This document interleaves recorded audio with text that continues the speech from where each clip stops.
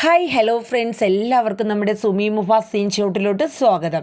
അപ്പം നമ്മുടെ സാന്ത്വനം 2 കുറച്ച് പുതിയ വിശേഷങ്ങളൊക്കെ കേട്ട് നോക്കിയാലോ. അങ്ങനെ കഴിഞ്ഞ ദിവസം നമ്മൾ കണ്ടായിരുന്നു അല്ലേ, നമ്മുടെ അനുവിന് ഒരു വക്കീൽ നോട്ടീസ് വരെയാണ്. അപ്പോൾ അത് നമ്മുടെ മീനാക്ഷി മേടിക്കുന്നുണ്ട്.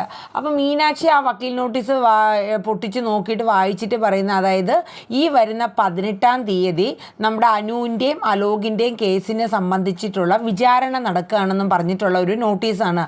അത് കേൾക്കണതും അനുവിന് കുറച്ച് ടെൻഷനാണെങ്കിലും ഗോമതിക്കൊക്കെ ഭയങ്കര ടെൻഷനാവണം.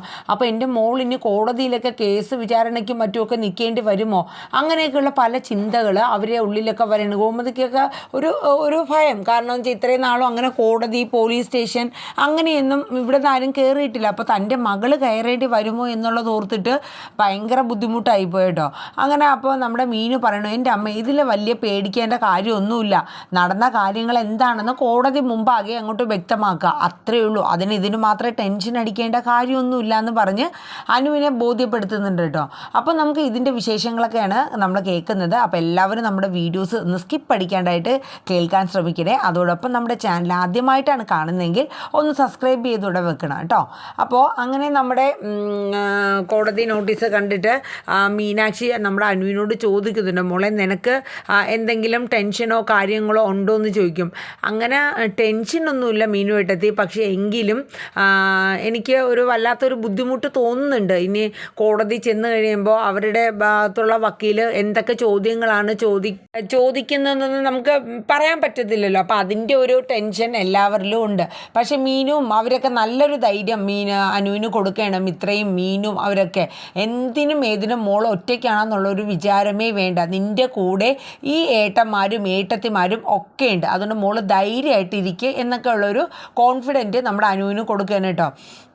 അപ്പോൾ ഇതേ സമയം നമ്മുടെ കൃഷ്ണമംഗലത്തും ഭയങ്കര ടെൻഷനും കാര്യങ്ങളാണ്. വേറൊന്നുമല്ല, നമ്മുടെ അച്യുതൻ നമ്മുടെ രാജശ്രീയോട് പറഞ്ഞു കൊടുക്കുന്നുണ്ട്, ഇനിയെങ്കിലും നീ ആ അനുവിനോട്, അതായത് ദേവമംഗലക്കാരോട് ഒന്നും പറയാനോ ദേഷ്യപ്പെടാനോ ഒന്നും നിൽക്കരുത്.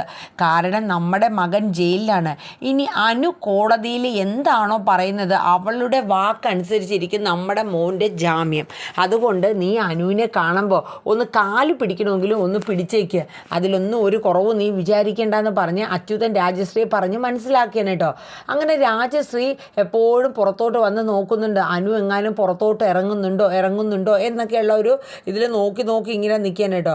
അപ്പോൾ കുറേ കഴിഞ്ഞപ്പോഴേക്കും രാജശ്രീ നോക്കുമ്പോഴത്തേക്കും നമ്മുടെ അനു പുറത്തോട്ട് വരികയാണ് കേട്ടോ. അങ്ങനെ മോളെ എന്ന് വിളിക്കുമ്പോൾ അനു വലിയ മൈൻഡ് കൊടുക്കില്ല കേട്ടോ. അപ്പോഴേക്കും രാജശ്രീ ഓടി ചെല്ലുകയാണേ.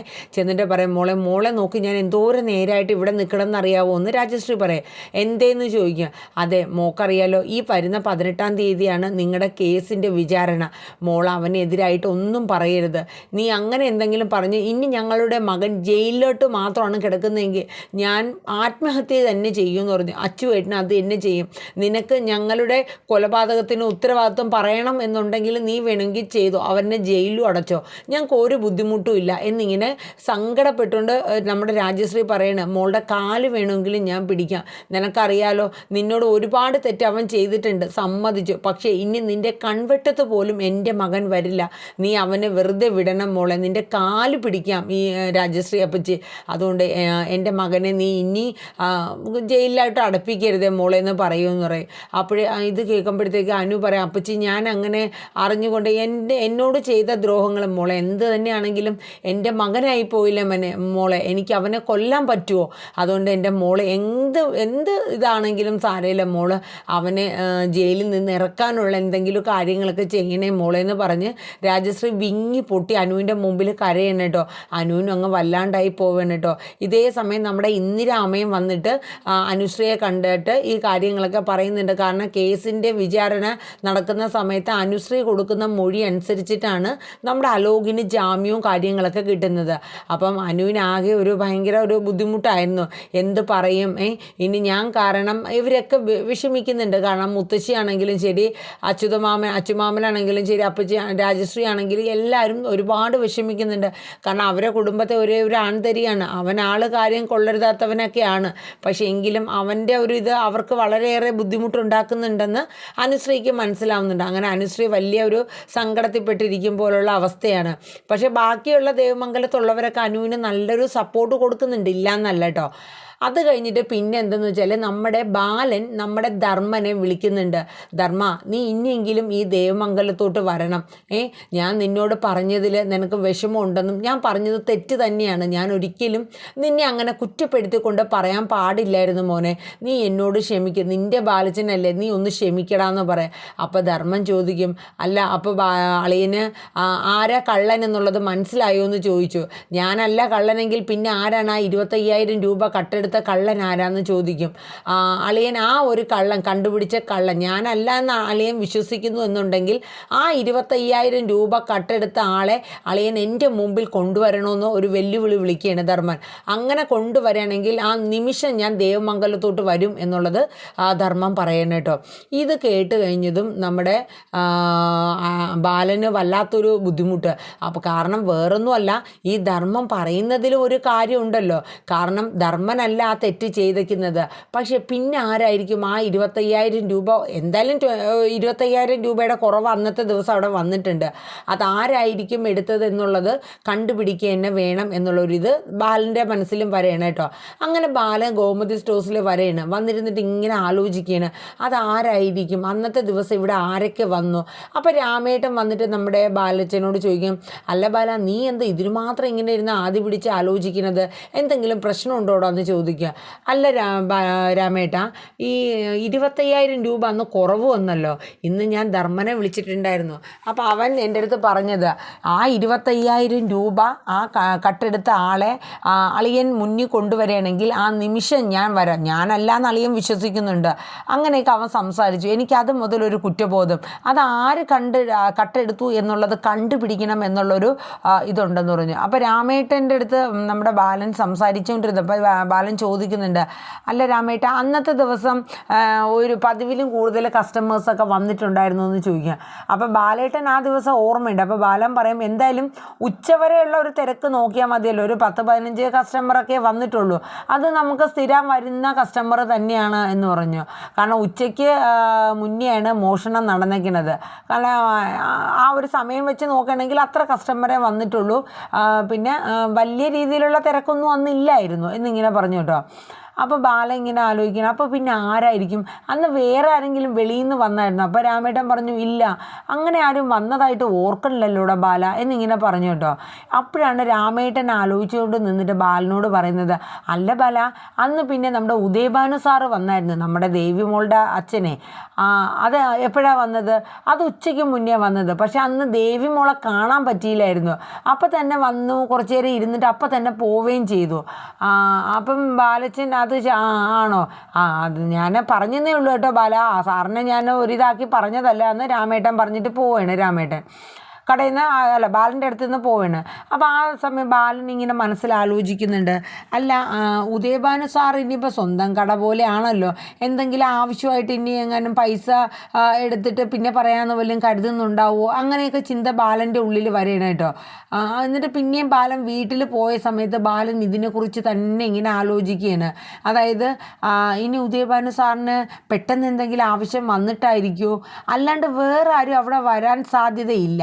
ഇനിയിപ്പോൾ എന്താണ് അവിടെ സംഭവിച്ചത്? അപ്പം എന്തായാലും അന്നത്തെ ആ പിന്നെ ആൾ വന്നതും മറ്റേ കടയിൽ ക്യാമറയും കാര്യങ്ങളൊക്കെ ഉണ്ടല്ലോ, അപ്പോൾ അതൊക്കെ ഒന്ന് നോക്കണം, എന്താ സംഭവിച്ചതെന്നുള്ളതൊന്ന് കൃത്യമായിട്ട് അറിയണം എന്നൊക്കെ ഇങ്ങനെ ബാലച്ചൻ ആലോചിച്ചിരിക്കുകയാണ് കേട്ടോ. കാരണം എന്ന് വെച്ചാൽ ആ കള്ളനെ കണ്ടുപിടിക്കണം, അതൊരു അഭിമാനത്തിൻ്റെ പ്രശ്നമായിരിക്കുകയാണ് ബാലനെ സംബന്ധിച്ച്. കാരണം ധർമ്മനെ പോലെയുള്ള തൻ്റെ മൂത്ത മകനാണ് ധർമ്മൻ, അവനെ ഈ ഒരു കള്ളനാക്കി മുദ്ര കുത്തി പുറത്തിറക്കിയ പോലെയുള്ളൊരവസ്ഥയാണ് ബാലനും ഗോമതിക്കും ദേവമംഗലക്കാർക്ക് മൊത്തത്തിൽ. അപ്പോൾ അത് തിരുത്തണം, ആ കള്ളൻ ആരാണ് എന്നുള്ളത് കണ്ടുപിടിക്കുക തന്നെ വേണം എന്ന രീതി ഇരിക്കുകയാണ് കേട്ടോ. അപ്പോൾ അത് കഴിഞ്ഞ് പിന്നെ കാണിക്കുന്ന സീനിൽ നമ്മുടെ അനു കോടതിയിൽ പോകുന്നുണ്ട്. ആ ഡേറ്റ് ആയപ്പോഴത്തേക്ക് അവിടെ ചെന്ന് കഴിഞ്ഞ് അവിടെ വക്കീൽ ചോദിക്കുന്നതിനെല്ലാം കൃത്യമായ മറുപടികൾ നടന്ന സംഭവങ്ങളും തന്നെ അനു പറയുന്നുണ്ട്. അപ്പോൾ അലോക് ഇതെല്ലാം കേട്ട് കുനിഞ്ഞു നിൽക്കാൻ കേട്ടോ. അലോകിൻ്റെ മുഖമൊക്കെ ഒരു വല്ലാത്തൊരു ഇതായി, ആളിന് ഒരു വലിയ റിയാക്ഷൻ ഒന്നും ഒന്നുമില്ല, ഒരു സൈലൻറ്റ് മൂഡിലോട്ടുള്ള നിപ്പാണ് അലോക്. അങ്ങനെ ഇതെല്ലാ കാര്യങ്ങളും പറഞ്ഞ ശേഷം കോടതി മുമ്പാകെ തൊഴുതുകൊണ്ട് അനു എല്ലാവരെയും ഞെട്ടിച്ചുകൊണ്ട് ആ ഒരു കാര്യം പറയാണ്. അതായത് വേറൊരു പെൺകുട്ടിക്കും ഇങ്ങനെ ഒരു അവസ്ഥ ഒരു കുടുംബത്തിനും വരരുത്. കാരണം എന്ന് വെച്ചാൽ ആ കുടുംബം അത്രയേറെ നാണം കെട്ട് ആ കുടുംബത്തിൻ്റെ ഒരു പ്രതീക്ഷയാണ് ഒരു പെൺകുട്ടിയെ കല്യാണം ഒരു കുടുംബത്തിൽ ഒരു പെൺകുട്ടിയെ കല്യാണം കഴിപ്പിച്ച് അയക്കുക. അവരുടെ അച്ഛൻ്റെ അമ്മയുടെയും ജീവിതത്തിലെ അവരുടെ ഏറ്റവും വലിയൊരു സ്വപ്നമാണത്. അതിനെല്ലാം തകർത്ത് ഈ രീതിയിലാക്കി എന്നോട് ചെയ്ത ഈ ക്രൂരത ഇനി ഒരു കുടുംബത്തിനും ഉണ്ടാകരുത് എന്നൊരു അപേക്ഷയുണ്ടെന്ന് പറഞ്ഞിട്ട് അനു പറയണേ ഈ കേസ് കോടതി പിൻവലിക്കണം. കാരണം വേറൊന്നുമല്ല, എനിക്ക് ഇനി ഈ കേസും പറഞ്ഞിട്ട് കോടതിയിൽ കയറി ഇറങ്ങുന്നതിനോട് ഒരു താല്പര്യമില്ല എന്നിങ്ങനെ പറയും കേട്ടോ. ഇത് കൃഷ്ണമംഗലക്കാരെയും അതുപോലെ തന്നെ ദേവമംഗലത്തിൽ നിന്ന് വന്ന ഗോമതി അവരൊക്കെ ഭയങ്കര ഷോക്കായിട്ട് ഇങ്ങനെ കേൾക്കണം കേട്ടോ. അപ്പോൾ കോടതി ഒരു പ്രായം എന്ന് വെച്ചാൽ അത്രയുള്ള പ്രായമുള്ള പെൺകുട്ടിയാണല്ലോ, അവളുടെ ഭാവി ഓർത്തും ഒക്കെ ആയിട്ട് ആ പറഞ്ഞ കാര്യം കോടതി സ്വീകരിക്കുകയും ആ കേസ് പിൻവലിക്കാനും അലോകിനെ വെറുതെ വിടാനുള്ള ഉത്തരവ് വരെയാണ് കേട്ടോ. അങ്ങനെ ആ ഉത്തരവ് വന്നു, എല്ലാവർക്കും ഭയങ്കര ഇതായിപ്പോയി. പക്ഷേ ഈ സംഭവം നമ്മുടെ അനുമോള് ബാലനുമായിട്ട് ആലോചിച്ചിട്ട് തന്നെയാണ് എടുത്തത്. അതുകൊണ്ട് ബാലന് അത് വലിയ ഒരു അതിശയമായിട്ട് തോന്നിയില്ല, ബാക്കിയുള്ളവർക്കൊക്കെ ഭയങ്കര അതിശയോക്തിയായിരുന്നു കേട്ടോ. അങ്ങനെ കോടതിയിൽ നിന്ന് ഇറങ്ങാനായിട്ട് നിന്ന സമയത്ത് അലോക് ഓടി വരെയാണ് കേട്ടോ. വന്നിട്ട് അനുവിൻ്റെ കാല് പിടിച്ച് മാപ്പ് പറയണം, നീ എന്നോട് ക്ഷമിക്കണം, ഞാൻ ചെയ്ത ഈ ക്രൂരത ഒരിക്കലും പൊറുക്കാൻ പറ്റാത്ത തെറ്റ് തന്നെയാണെന്ന് എനിക്കറിയാം, പക്ഷെ നീ എന്നോട് ക്ഷമിക്കണം എന്ന് പറഞ്ഞിട്ട് അലോക് അനുവിൻ്റെ കാല് പിടിച്ച് മാപ്പ് പറയുന്ന സീനും കാര്യങ്ങളൊക്കെയാണ് കേട്ടോ. പക്ഷേ ഇത് സോഷ്യൽ മീഡിയയിൽ ഭയങ്കര ഒരു ഇതായി. കാരണം വേറൊന്നുമല്ല, ഇങ്ങനെ ഒരു സംഭവം കാരണം ബാലൻ സോഷ്യൽ മീഡിയയിൽ കൂടെ ഒരു ഇത് ഇട്ടായിരുന്നല്ലോ. അപ്പോൾ ആ കേസിൻ്റെ ഫൈനലായിട്ടുള്ള ഇതിൽ ആ പ്രതി ആ പെൺകുട്ടിയുടെ മുന്നിൽ ഇങ്ങനെ കാല് പിടിച്ചു എന്നുള്ളത് ഓർത്തിട്ട് ഭയങ്കര വാർത്തയായി മാറിയായിരുന്നു കേട്ടോ. അപ്പോൾ ഈ സംഭവങ്ങളെല്ലാം തന്നെ സോഷ്യൽ മീഡിയ ഏറ്റെടുക്കുകയും ഭയങ്കര ഇതാവുകയും ചെയ്തു. പക്ഷേ ഇത് കൃഷ്ണമംഗലക്കാർക്ക് ഭയങ്കര ഒരു നാണക്കേടൊക്കെ വരുത്തിയായിരുന്നു കേട്ടോ അലോക് ഇങ്ങനെ കാല് പിടിച്ചത്. അപ്പോഴേക്കും ബാലൻ മോളെ നീ മാപ്പ് കൊടുത്തു എന്ന് പറയാം, ആൾക്കാരൊക്കെ ശ്രദ്ധിക്കുന്നുണ്ടെന്ന് പറഞ്ഞിട്ട് പെട്ടെന്ന് തന്നെ അവിടെ നിന്ന് അനു പോകുന്ന സീനും കാര്യങ്ങളൊക്കെയാണ് കേട്ടോ. പിന്നെ ഇതിൻ്റെ ഇടയിൽ കാണിക്കുന്നത് എന്തെന്ന് വെച്ചാൽ നമ്മുടെ ആനന്ദ് ബാലൻ്റെയും ഗോമതിയുടെയും മുമ്പിൽ ഇനി ദേവിയെ തൻ്റെ ഭാര്യയായിട്ട് ഒരു നിമിഷം പോലും അംഗീകരിക്കാൻ എനിക്ക് പറ്റില്ല എന്ന് പറയുന്ന സീനും കാര്യങ്ങളൊക്കെ വരുന്നുണ്ട്. അപ്പോൾ ഏകദേശം ഇതെല്ലാം കൂടെ കോർത്തിണക്കിക്കൊണ്ടുള്ള ഒരു ഇതാണ് ഇനി വരുന്ന 1-2 ദിവസങ്ങളിൽ വരുന്നത്. അപ്പോൾ നമ്മുടെ സാധുവിന് സത്യം പറഞ്ഞാൽ ഭയങ്കര സ്ലോയിലായിട്ടോ പോകുന്നത്. അതിൻ്റെ ഒരു ഇത് കാണാനുണ്ട്, കാണാമെന്ന് വെച്ചാൽ ഭയങ്കര സ്ലോയിലാണ് പോകുന്നത്. പക്ഷേ നമുക്കതൊരു ചെറിയ ബോറോയിലേക്ക് തോന്നുന്നുണ്ടല്ലേ, ഈ സംഭവ വികാസങ്ങൾ ഇങ്ങനെ കിടന്ന് ഇങ്ങനെ നീട്ടി എപ്പിസോഡ് ഇങ്ങനെ നീണ്ടു പോകണ പോലെയുള്ളൊരു തോന്നൽ. അപ്പോൾ എല്ലാവരും നമ്മുടെ വീഡിയോസൊക്കെ ഒന്ന് കേൾക്കുക, സ്കിപ്പ് അടിക്കാണ്ട് കേൾക്കാനായിട്ട് ശ്രമിക്കണം കേട്ടോ. അതോടൊപ്പം തന്നെ നമ്മുടെ ഈ വീഡിയോ കേട്ട് ഇഷ്ടപ്പെടുകയാണെങ്കിൽ ഒന്ന് ലൈക്ക് അടിക്കാനും ഹൈപ്പ് ചെയ്യാനും മറന്നു പോകരുത്. നമ്മുടെ ചാനൽ ആദ്യമായിട്ടാണ് സുമി മുഫാസ് സ്ക്രീൻഷോട്ട് കാണുന്നതെങ്കിൽ ഒന്ന് സബ് ചെയ്ത് സപ്പോർട്ട് ചെയ്യണേ. കാരണം വേറൊന്നും കൊണ്ടല്ല, ഈ ചാനലിൽ തന്നെ നമ്മൾ ഇനി രാത്രി 9:30 നമ്മുടെ മഴതോരും മുമ്പേ സീരിയലും കൂടെ ഇടുന്നുണ്ട്. അപ്പോൾ എല്ലാവരും നമ്മുടെ ഈ 2 പരമ്പരകളും നല്ലൊരു സപ്പോർട്ട് തന്ന് മുന്നോട്ട് കൊണ്ടുപോകുമെന്ന് പ്രതീക്ഷിക്കുന്നു. അപ്പോൾ ടാറ്റ ബൈ ബൈ, നല്ലൊരു ശുഭരാത്രി പറയുന്നു. താങ്ക്